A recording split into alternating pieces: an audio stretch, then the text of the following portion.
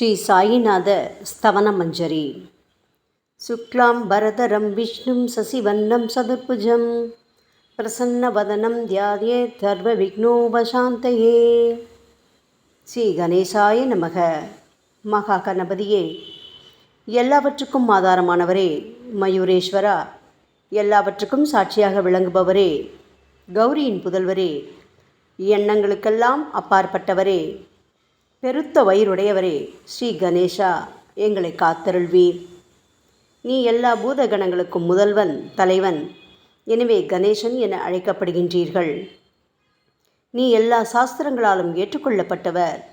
புனிதமான முகமுடைய பாலச்சந்திரனே, எங்களை காத்தருள்வீர். ஓ சாரதே, சரஸ்வதியே, கலைவாணியே, வாக்கின் தெய்வமே, நீ வார்த்தைகளுக்கெல்லாம் தலைவி. உலகின் உயிரோட்டத்தின் காரண கர்த்தாவே நீங்கள்தான். நீங்கள் படைப்பாளிகளின் இறைவி. நீங்கள் எப்பொழுதும் இத்தேசத்தின் அணிகலன். எங்கும் நிறைந்திருக்கும் எல்லையில்லாத சக்தியே, சரஸ்வதியே, உங்கள் பாதங்களை வணங்குகிறோம். முழுமையான பரபிரம்மே, மகான்களுக்கு பிரியமானவரே, பண்டரிநாதன் உருவில் வெளிப்பட்ட அவதாரமே, எல்லையற்ற கருணை உள்ளம் கொண்டவரே, பரமதயாளா, பாண்டுரங்கா. பொம்மலாட்டக்காரன் தன் கையில் உள்ள கயிற்றால் பொம்மைகளை ஆட்டுவிப்பது போல் பிரபஞ்சம் எங்கும் நிறைந்து நின்று உலகை ஆட்டுவிக்கும் ஒரு பொம்மலாட்டக்காரர் நீங்கள். உங்கள் மெய்ப்பொருளை உய்த்துணர அறிவியல் ஏடுகளும் புனித நூல்களும் இன்னமும் முயன்று கொண்டுதான் இருக்கின்றன. மெத்த படித்தவர்களுக்கோ நீங்கள் வெளிப்பட்டதே இல்லை. ஓ சக்கரபாணியே, பாண்டுரங்கா, அத்தகைய அறிவற்றவர்கள் வெறும் வார்த்தை ஜாலங்களிலேதான் சிக்கொண்டவர்கள். மகான்கள் மட்டுமே உங்களை உணர்வார்கள். மற்றவர்கள் குழப்பமடைந்துள்ளார்கள். உங்களுக்கு பக்தியோடு கூடிய சாஷ்டாங்க நமஸ்காரத்தை செய்கிறோம். ஓ 5 முகங்கள் கொண்ட சங்கரனே, மனித மண்டை ஓடுகளான மாலை அணிந்தவரே, நீலகண்டரே, திகம்பரா, ஓம்கார வடிவானவரே, பசுபதியே, எங்களை காத்தருள்வீர். எல்லா நேரங்களிலும் எவருடைய உதடுகள் உங்களுடைய நமச்சிவாய நாமத்தை உச்சரிக்கின்றதோ அவர்களது உலகியல் துன்பங்கள் முழுமையாக நீங்கிவிடும். ஓ ஜடாமுடியை தரித்த சிவனே, உங்கள் நாமத்தின் சக்தி அத்தகையது. உங்களது பாதங்களை வணங்கி நாங்கள் ஸ்ரீ சாயிநாதரின் புகழை கூறும் இந்த துதியை எழுதுகிறோம். இந்த அருட்பணி முழுமையடைய எங்களுக்கு அருள்வாயாக நீலகண்டா, ஆலகால விஷமுண்ட சிவனே. இப்பொழுது அத்ரி மகரிஷியின் புதல்வரான தத்தாத்ரேயர், அவரவர் குலதெய்வங்கள் இந்திரன், துகாராம், ஞானிகள் மற்றும் எல்லா சாய் பக்தர்களையும் பணிகிறோம். ஸ்ரீ ஷீரடி சாய்நாதா, உமக்கு வெற்றி கிட்டட்டும். பாவிகளை கடைத்தேற்றும் கருணையுள்ளவரே, உங்கள் பாதங்களில் எங்களது தலையை வைத்து வேண்டுகிறோம். உமது பாதுகாப்பை எங்களுக்கு அருள்வாய். நீங்கள் முழுமையான பரபிரம்மம், ஆனந்தத்தின் இருப்பிடம். நீங்களே விஷ்ணு. மன்மதனை எரித்த ஊமையொரு வாகனும் நீங்களே. சாயி, நீங்கள் மனித வடிவில் தோன்றிய இறைவன். அறிவு என்னும் ஆகாய சூரியன். நீங்கள் கருணை கடல். நீங்கள் பிறவி பிணிக்கு ஓர் அருமருந்து. நீங்கள் ஏழைகளுக்கும் கீழ்த்தட்டு மக்களுக்கும் விரும்பியதை கொடுக்கும் சிந்தாமணிக்கல். நீங்கள் உங்கள் பக்தர்களை பரிசுத்தப்படுத்தும் தெய்வம். உலக வாழ்க்கை என்னும் சம்சார கடலில் மூழ்குபவர்களை காப்பாற்றும் ஓடம். நீங்கள் அஞ்சுபவர்களின் புகலிடம். சாயி, நீங்கள் இந்த பிரபஞ்சம் தோன்ற முதற்காரணமான பரிசுத்த பேரின்ப பேருணர்வு, அதாவது சைதன்யம். நீங்கள் கருணையே உருவானவர். உங்களது பலவிதமான வெளிப்பாடுகளில் இந்த உலகமும் ஒன்று. நீங்கள் பிறப்பற்றவர். சாவும் உங்களை தொட முடியவில்லை. எங்களது நீண்ட ஆழமான சிந்தனைக்கு பின் வெளிப்பட்ட கருத்தே இது என் குருநாதா. பாபா, பிறப்பு இறப்பு என்பவை அஞ்ஞானத்தால் தோன்றும் வெளிப்பாடே. ஓ மகராஜ், நீங்களோ இறப்பும் பிறப்புமற்ற சுதந்திர பறவை அல்லவா? தண்ணீர் நீரூற்றுக்காக தோன்றினால் அதன் ஆதாரம் அங்கு இருப்பதாக அர்த்தமா? ஏற்கனவே நீர் பூமிக்குள் நிரம்பி இருந்தது. பூமியின் உள்ளே இருந்து ஊற்றாக வெளியே வந்தது, அவ்வளவுதான். மணற்படுகையில் நீர் ஊற்றாக வெளிப்பட்டதும் அது நீரோடை என்று பெயர் பெற்றது. தண்ணீர் இல்லாவிட்டால் அது வெறும் மணற்படுகையே. அந்த மணற்படுகையில் தண்ணீர் ஊற்றாக வந்தாலும் அல்லது வற்றி போனாலும் தண்ணீருக்கு அதனால் ஒன்றும் ஆவதில்லை. ஏனென்றால் தண்ணீர் அந்த மணற்படுகைக்கு எந்தவிதமான முக்கியத்துவமும் கொடுப்பதில்லை. ஆனால் அறியாமையால் மணற்படுகையோ நீர் நிரம்பி இருந்தால் அது பெருமைப்பட்டு கொள்கிறது. ஆகையால் நீர் வற்றிய உடனே அது மிகவும் மனவருத்தம் அடைகிறது. இந்த மனித உடலும் ஒரு விதத்தில் அந்த மணற்படுகை போன்றதே. புனித பேரின்ப நிலையை அந்த நீரூற்றின் தூய தண்ணீருக்கு ஒப்பிடலாம். இம்மாதிரி எண்ணற்ற மணற்படுகைகள், அதாவது மனித உடல்கள் இருந்த போதிலும் அவற்றில் உள்ள நீர், அதாவது பேருணர்வு எனப்படும் சைதன்யம் மட்டும் மாறுபடுவதே இல்லை. கருணையுள்ளம் கொண்டவரே சாய்நாதா, நாங்கள் உங்களை ஆதியும் அந்தமும் இல்லாதவர், பிறப்பற்றவர் என்று கூறுவோம். இந்திரனின் கையில் இருக்கும் வஜ்ராயுதம் நீங்கள். இந்த வஜ்ராயுதம் ததீசி என்ற முனிவரின் முதுகெலும்பை கொண்டு தயாரிக்கப்பட்டது.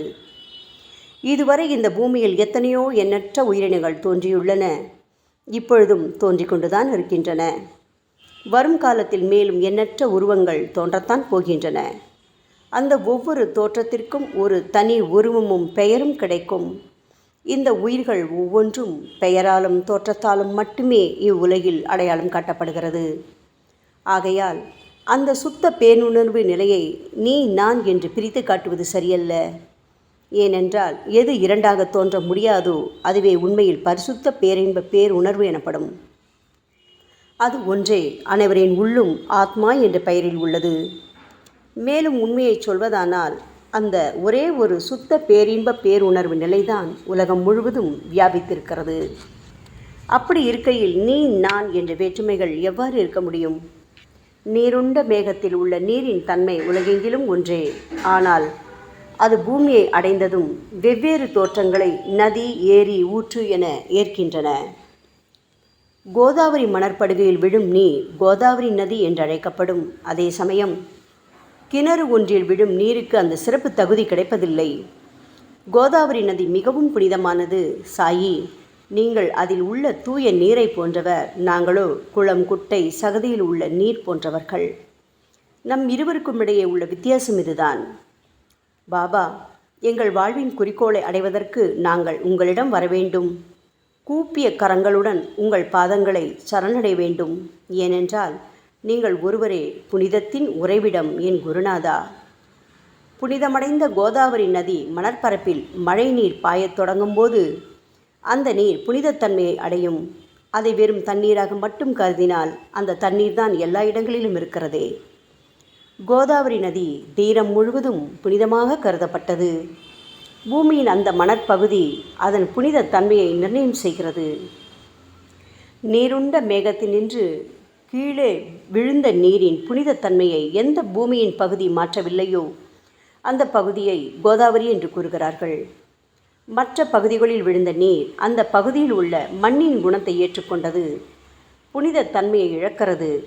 மேகத்தில் பரிசுத்தமாக இருந்த நீர் அசுத்தமாகவும் கசப்பாகவும் உப்பாகவும் மாறிவிட்டது. 6 வித உட்பகைகளான காமம், கோபம், பேராசை, வெறுப்பு, அகங்காரம், பொறாமை இவற்றை அகற்றி புனித உடலெடுத்து வந்த குருநாதா, குருதேவா, தங்களை புனித மகான் என்று அழைப்பதே சால பொருந்தும். ஆகவே நீங்களே புனித கோதாவரி. நாங்கள் உங்களை புனித கோதாவரியாக உருவகம் செய்கிறோம்.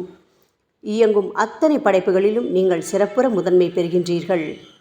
உலகம் தோன்றியது முதலே பிரம்மா உயிர்களை படைக்க ஆரம்பித்ததிலிருந்தே கோதாவரி நதி இருக்கிறது. நீர் நிறைந்து பாயும் அந்த நதியில் இன்று வரை தண்ணீர் வற்றியதே இல்லை. ராமர் கோதாவரி நதியின் கரைக்கு வந்தபோது ஓடிக்கொண்டிருந்த தண்ணீர் இன்று வரை அதே இடத்தில் எப்படி இருக்க முடியும்? கோதாவரி நதியின் மணற்படுகை மட்டும் அதேதான்.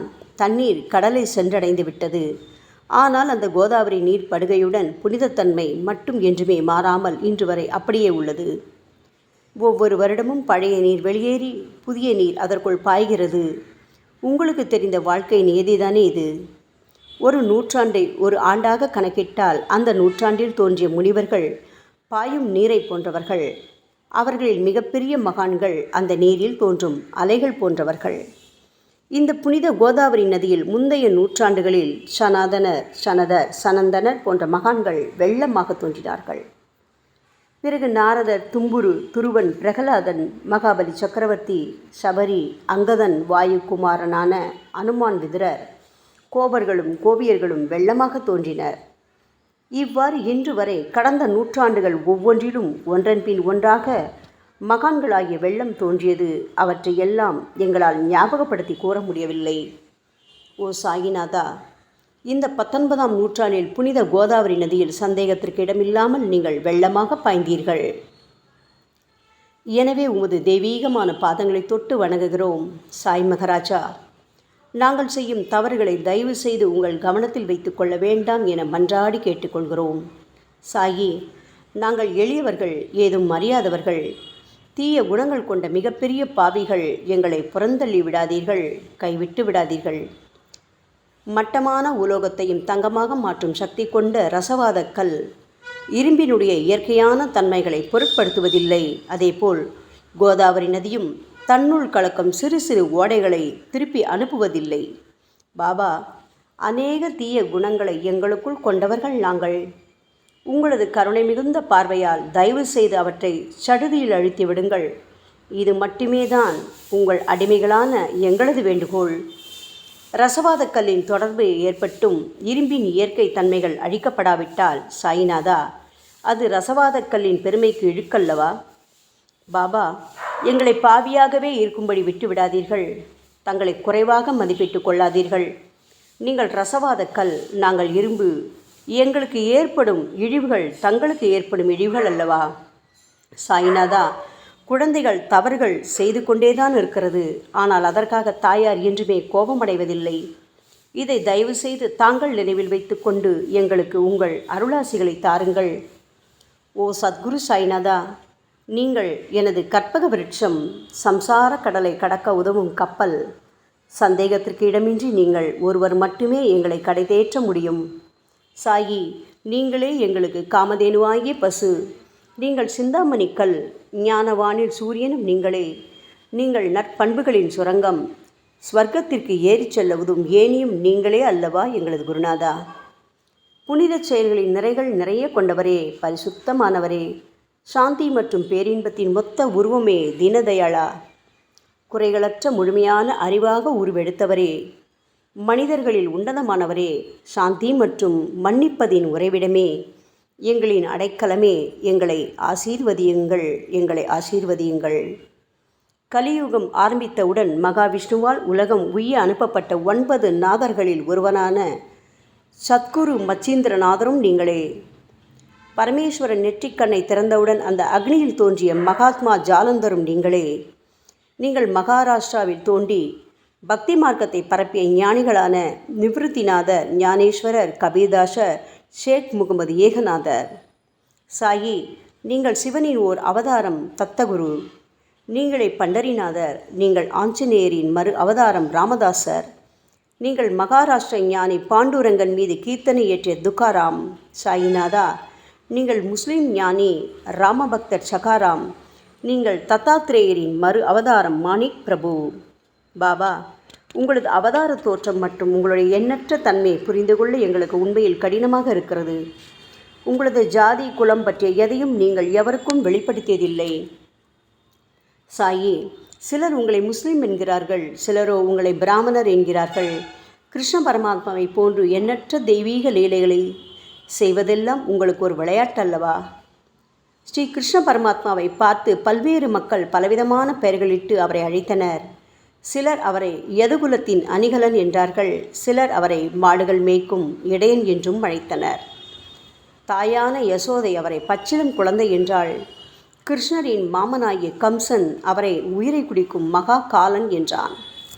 அர்ஜுனன் அவரை எங்கும் நீக்கமர நிறைந்துள்ளவர் என்றான். அவ்வாறே சாய்நாதா, ஒவ்வொரு மனிதனின் மனநிலைக்கு ஏற்ப அவரவர் எண்ணங்களுக்கு ஏற்ப உங்களுக்கு பெயர்களை சுட்டி மகிழ்ந்தார்கள். மசூதி, நீங்கள் வாழும் இருப்பிடம். உங்கள் காதுகள் இந்து மத வழக்கப்படி குத்தப்படவில்லை. அதேபோல் பாத்தியா ஓதுவதை பார்த்து நீங்கள் முஸ்லிம் என்று கூறுவது பொருத்தமானதே. சாய்நாதா, நீங்கள் துனி மூலம் அக்னியை வழிபடுவதை பார்த்து நீங்கள் ஒரு இந்து என்று முடிவு செய்யப்பட்டது.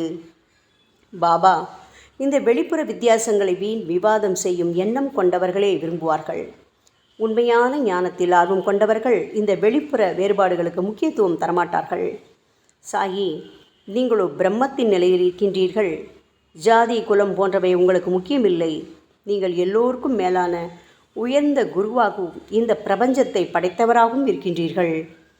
முஸ்லிம் இந்துக்களிடையே பகைமையுணர்வு ஏற்பட்டதால் அவர்களுக்கிடையே இணக்கமான உறவையும் ஒற்றுமையையும் ஏற்படுத்துவதற்காகவே அல்லவா நீங்கள் மசூதியில் அமர்ந்து அக்னி வழிபாட்டை நடத்தி உங்கள் லீலைகளை பக்தர்களுக்கு காட்டினீர்கள். நீங்கள் ஜாதி மதங்களுக்கு அப்பாற்பட்டவர். நீங்கள் பிரம்மமே, நீங்கள்தானே சாயி. உண்மையில் நீங்கள் எங்களது எண்ணங்களுக்கெல்லாம் அப்பாற்பட்டவர். உங்களை பற்றிய வாதி பிரதிவாதங்கள், ஊகங்கள், ஆதாரம் இல்லாத கருத்துக்கள் இருக்கும் இடத்தில் எங்கள் வார்த்தைகளுக்கு முக்கியத்துவம் எப்படி கிடைக்கும்? ஆனால் சாயிநாதா, உங்களை பார்க்கும் பொழுது எங்களால் மௌனமாக இருக்க முடியவில்லை. வார்த்தைகளால் போற்றுதலே உலக வழக்கம். எனவே உங்கள் அருளாசியுடன் சாயிநாதா, வார்த்தைகளால் எப்படியெல்லாம் உங்களை போற்ற முடியுமோ அவ்வண்ணமே போற்றி புகழ்கிறோம். கடவுளின் நிலையை விட மகான்களின் நிலை வேறுபட்டும் மிக உயர்ந்ததாகவும் இருக்கும். மகான்களின் அருகில் நான் எனது போன்ற எண்ணங்களுக்கு இடமே இல்லை. கடவுளை வெறுத்ததால் இரண்யகசிபுவும் விஷ்ணுவால் கொல்லப்பட்டார். ராமனால் ராவணன் கொல்லப்பட்டன. மகான்கள் கைகளால் இத்தகைய துர்சம்பவங்கள் ஏற்பட்டதே இல்லை. அரசன் கோபிச்சந்தன் முனிவர் ஜாலந்தரரை சாணக்குவியலுக்குள் புதைத்தான். ஆனால் அந்த நிலையிலும் அரசரின் இந்த செயலுக்காக அந்த முனிவர் வருத்தப்பட்டதே இல்லை. அரசனின் அந்த செயலுக்கு நேர்மாறாக அந்த அரசனை சம்சார சூழலிலிருந்து விடுவித்து அவனை முக்தியடை செய்தார். மகான்களின் சக்தி இப்படிப்பட்டதே. அவற்றை விவரித்து கூற முடியாது. மகான்கள் சூரியனின் ஒளியை போன்று பிரகாசிக்கக்கூடியது. சந்திரனின் மென்மையான ஒளிக்கதிர்கள் போல் இதயத்திற்கு ஆறுதல் கொடுக்கும் தன்மை கொண்டது. மகான்களின் அருள் கஸ்தூரியின் நறுமணம் போன்றது. அவர்கள் கரும்பு சாற்றினை போல் இனிப்பானது. மகான்கள் நிச்சயமாக நல்லவர்களிடமும் தீயவர்களிடமும் ஒரே விதமாகவே நடந்து கொள்கின்றனர். அதற்கும் மேலாக பாவிகளிடம் அவர்கள் காட்டும் அன்பு அளவிட முடியாதது. கோதாவரி நதியில் அழுக்கடைந்த துணிகளே சுத்தம் செய்யப்பட வேண்டி வருகின்றன. சுத்தமான துணிகள் கோதாவரி நதியினின்று வெகு தூரத்தில் பெட்டியிலேயே தங்கிவிடுகின்றன. பெட்டியில் வைக்கப்பட்டிருந்த அந்த துணியும் ஒரு முறை கோதாவரி நதிக்கரைக்கு துவைப்பதற்காக வந்தது. இந்த உவமையில் பெட்டிதான் வைகுண்டம், நீங்களே கோதாவரி. கோதாவரி நதிக்கரையே நம்பிக்கை. எல்லா உயிரினங்களும் துணிகள். 6 விதமான மன விகாரங்களான காமம், கோபம், கஞ்சத்தனம், மதம், பொறாமை, மோகம் ஆகியவையே அவைகளை பற்றியுள்ள அழுக்கு. சாய்நாதா, தங்கள் பாதார விந்தங்களை வணங்குவதே கோதாவரியில் செய்யப்படும் புனித குளியல். ஓ சமர்த்தரே, எங்களது எல்லா பாவங்களையும் மன அழுக்கங்களையும் போக்கி எங்களை சுத்தப்படுத்துங்கள் குருநாதா. பாபா, எங்கள் சம்சார வாழ்க்கையில் உழலும் மக்களாகி நாங்கள் மேலும் மேலும் பாவம் செய்கின்றவர்களாக இருக்கிறோம். எனவேதான் உங்களை போன்ற மகான்களின் தரிசனம் பெறுவதற்கு நாங்கள் தகுதியுடையவர்களாகிறோம். கோதாவரி நதியில் தண்ணீர் நிரம்பியுள்ளது. படித்துறையில் துவைப்பதற்காக துணிகள் வருகின்றன. அவை துவைக்கப்பட்டு சுத்தப்படுத்தப்படாவிட்டால் அது கோதாவரி நதிக்கல்லவா இழுக்கை தேடித்தரும். என் குருநாதா, நீங்கள் அடர்ந்த இலைகளுடன் கூடிய நிழலையும் குளிர்ச்சியையும் தரும் மரம். உண்மையில் நாங்கள் எல்லாம் வழிப்போக்கர்கள். எங்களை 3 வித துக்கங்கள், அதாவது இயற்கை இடர்பாடுகளால் வரும் துன்பங்கள், எங்களது உடலுக்கு வரும் நோய் நொடிகள், அஞ்ஞானத்தால் நிரம்பிவிடும் பாவமூட்டை எனப்படும் வெயில் கடுமையாக சுட்டெரிக்கின்றன. கருணாமூர்த்தியே, சாயி, அந்த சுட்டெரிக்கும் 3 வித தாபங்களின் வெப்பத்திலிருந்து தயவு செய்து எங்களை காப்பாற்றும். தங்களது கருணை என்னும் குளிர்ந்த நிழல் இந்த சம்சாரம் என்னும் வாழ்க்கை கடலை கடக்க உதவும் தன்மை கொண்டது. பாபா, மரத்தின் அடியில் அமர்ந்தும் ஒருவன் சூரியனின் சுட்டெரிக்கும் வெப்பத்தை உணர்ந்தால் அது அந்த மரத்தை நிழல் தரும் மரம் என்று கூற முடியுமா என் குருநாதா? சாயி, உங்கள் அருளின்றி இந்த உலகில் நல்லது என்பது ஏற்படுவதில்லை. எனவேதான் தர்மத்தை நிலை நிறுத்துவதற்காக அந்த பரந்தாமனே அர்ஜுனனுக்கு நண்பனாக, வழிகாட்டியாக மற்றும் ஆன்மீகவாதியாக மாறினார். சுக்ரீவனின் அன்பினால் தானே விபீடனன் அரசன் ராமனின் நட்பை பெற்றான். சொல்லப்போனால் ஸ்ரீஹரியும் மகான்கள் மூலமாகத்தான் பெருமை பெற்றார். பிரம்மம் என்பது உருவமற்றது. எனவேதான் வேதங்களால் அதை வர்ணித்து கூற முடியவில்லை. ஆனால் பூமியில் அதை மனித உருவில் தோன்ற வைத்து மகான்கள் அதன் உருவமற்ற தன்மையை மாற்றினர். தாமாஜி என்ற பக்தனுக்காக பகவான் பாண்டுரங்கனை ஒரு தாழ்த்தப்பட்ட குலத்தில் பிறந்தார். சோகமேளா என்ற பக்தருக்காக உலகை காக்கும் தெய்வமே இறந்த எருமைகளின் உயிரற்ற உடல்களை எடுத்தார். மகாராஷ்டிர ஞானி மகான் ஏக்நாத் என்ற பக்தனின் பெருமையை உணர்ந்த பரம்பொருள் பாண்டுரங்கனின் மாறுவிடத்தில் வந்து தண்ணீர் சுமந்து உழைத்தார். உண்மையில் மகான்கள் எல்லாவற்றையும் தாங்கும் சக்தியும் சச்சிதானந்த பிரபுவாகிய இறைவனின் எஜமானர்களே. பாபா, இதற்கு மேல் நாங்கள் சொல்வதற்கு எதுவும் இல்லை. நீங்களே எங்களின் தாயும் தந்தையும். ஷீரடி கிராமத்தில் வசிக்கும் என் சத்குரு சாய்நாதா. சாயி, உங்கள் லீலைகளை எவர் ஒருவராலும் உண்மையிலேயே முழுமையாக புரிந்து கொள்ள முடியாது என்கின்ற பொழுது சாதாரண மனிதனாகிய நான் எவ்வாறு அவற்றை விளக்க முடியும் கூறுங்கள். எல்லா உயிரினங்களையும் காப்பாற்ற நீங்கள் ஷீரடிக்கு வந்திருக்கின்றீர்கள். மண் அகல் விளக்குகளில் வெறும் தண்ணீரை ஊற்றி அவற்றை எரிய வைத்தீர்கள். மிக குறுகிய மரப்பலகையை தொங்கும் ஊஞ்சல் படுக்கையாக்கி உங்கள் யோக சக்தியை உங்கள் பக்தர்களான எங்களுக்கு காட்டினீர்கள். அநேக பெண்களின் மலட்டுத்தன்மையை முழுவதுமாக நீக்கி குழந்தை பாக்கியத்தை பெறச் செய்தீர்கள். உதியின் மூலம் தீர்க்க முடியாத வியாதிகளையும் குணப்படுத்தி பரிபூர்ண சுகம் கொடுத்தீர்கள். என் சாயியே, இவ்வுலக சம்பந்தமான துன்பங்களை நீக்குவது உங்களுக்கு ஒரு பொருட்டே அல்ல. யானை ஒன்று எறும்பை சுமையாக கருதுமா? குருராயா, இப்பொழுது உங்களது பாதங்களை சரணடைந்து விட்டோம். எங்களை திருப்பி அனுப்பி புறந்தள்ளி விடாதீர்கள். எங்களின் மகாராஜ், நீங்கள் அரசர்களுக்கெல்லாம் அரசன். நீங்கள் குபேரனை விட செல்வம் அடைந்தவர். நிச்சயமாக தன்னிகரற்ற வைத்தியர். உங்களை விட மேலானவர் இந்த உலகில் நிச்சயமாக எவரும் இல்லை சாயி. மற்ற கடவுள்களை வணங்குவதற்கு தனித்தனியாக பூஜை பொருட்களும் வழிபாட்டு முறைகளும் உள்ளன. ஆனால் உங்களை வணங்குவதற்கு தகுதியான பொருட்களே இந்த உலகில் இல்லை என் குருநாதா. சூரியனின் ராஜ்யத்தில் தீபாவளி பண்டிகையை கொண்டாடுவதென்றால் எவ்விதமான பொருட்களை கொண்டு அதை கொண்டாடுவோம்? சமுத்திரத்தின் தாகத்தை தணிப்பதற்கு பூமியில் போதுமான தண்ணீர் கிடைக்காது. நெருப்பை சூடாக்குவதற்கு எங்கிருந்து அக்னியை கொண்டு வருவது?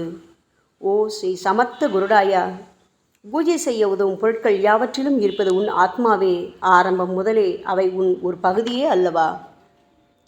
மேலே கூறப்பட்டவையெல்லாம் தத்வார்த்த ரீதியில் கூறப்பட்டவையே. அனுபவங்களின்றி கூறப்படும் வார்த்தை ஜாலங்கள் வீணே. சம்பிரதாய சடங்குகளின்படி உங்களுக்கு பூஜை செய்ய வேண்டுமென்றால் அதனை செய்வதற்கு தேவையான பூஜை சாமான்கள் எங்களிடத்தில் இல்லையே என் குருநாதா. கருணாமூர்த்தியே, எங்களின் கற்பனை திறனின் அடிப்படையில் உங்களுக்கு வழிபாடு செய்கிறோம். தயவு செய்து அந்த வழிபாட்டை இந்த அடிமைகளிடமிருந்து ஏற்றுக்கொள்ளுங்கள். சாயி, இப்பொழுது எங்களது அன்பு மிகுந்த கண்ணீரால் உங்கள் பாதங்களை கழுவுகிறோம். உண்மையான பக்தி என்னும் சந்தனத்தை அரைத்து சாந்தாக்கி உமக்கு இடுகிறோம். அழகிய வார்த்தைகளால் எழுதப்பட்ட இந்த துதியையை உமக்கு மாலையாக அணிவிக்கின்றோம். எங்களது கெட்ட குணங்களை தூபமாக்கி உமக்கு முன் எரிய விடுகிறோம். உமக்கு முன் எரியும் போது எந்தவிதமான தீய வாசனையும் எழுவதில்லை. சாயி, உமக்கு முன்பு இல்லாமல் வேறு எங்காவது இந்த தூபம் எரிய விடப்பட்டால் அது கீழே உள்ளது மாதிரி ஆகும்.